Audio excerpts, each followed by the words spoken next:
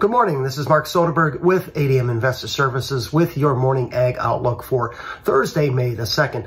Prices are higher here across the board this morning. Actually made some new highs just a moment ago here in the corn, running about 4 to 6 higher right now. Soybean prices 12 to 15 better. Meal prices 4 to 5 better. And even oil is a touch higher here this morning. Still a little lower in the May contract. However, deferreds are up 25 to 30 points. Wheat up 4 to 5, let's call it, in Minneapolis, 8 to 12 better now in Chicago and in Kansas City.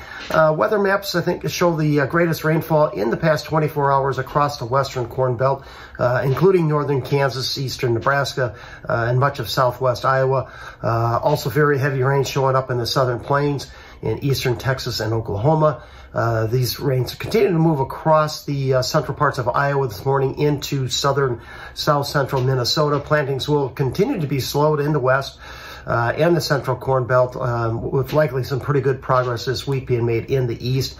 A lot of news on ethanol this week. As expected, the EPA and the USDA did formally announce the updated GREET model, which does enable corn-based ethanol to qualify for tax subsidies in the production of sustainable aviation fuel, as long as producers can show that corn was produced in an eco-friendly manner.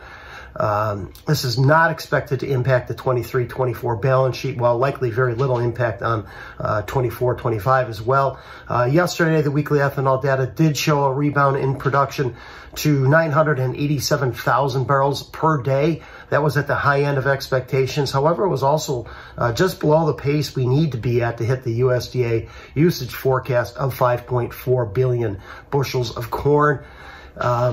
And then probably more importantly, after the close yesterday, the USDA did release the amount of corn used in the production of ethanol for the month of March. That came in at 469 million bushels. It was at the above expectations and the highest for any month in just over 2 years. I'm not expecting a change right now in the USDA forecast. However, if they did change anything in next Friday's WASDE report, I think it would be for a slight uptick in corn usage here. Export sales later this morning. We'll also get an update on the U.S. Drought Monitor, expected to show continued declines in drought readings across much of the Midwest, particularly across Iowa. Heavy rains continue to prevent farmers from finishing up soybean harvest in southern Brazil, with an estimated 4 to 6 million metric tons of beans sitting in waterlogged fields in Rio Grande do Sul. Basis improvement in Brazil is also giving nearby prices a boost.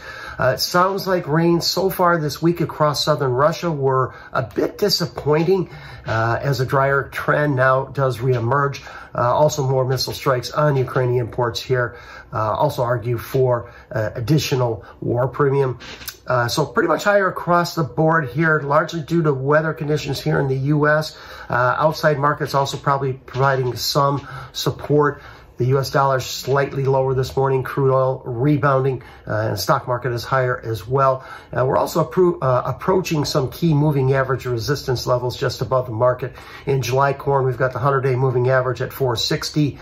Also represents the high from March. Dees corn approaching its 100-day moving average at 478. July beans, once again, challenging, actually now popped through its 50-day moving average, and July meal challenging its 100-day. So export sales later today, we'll report on that, and also U.S. Drought Monitor.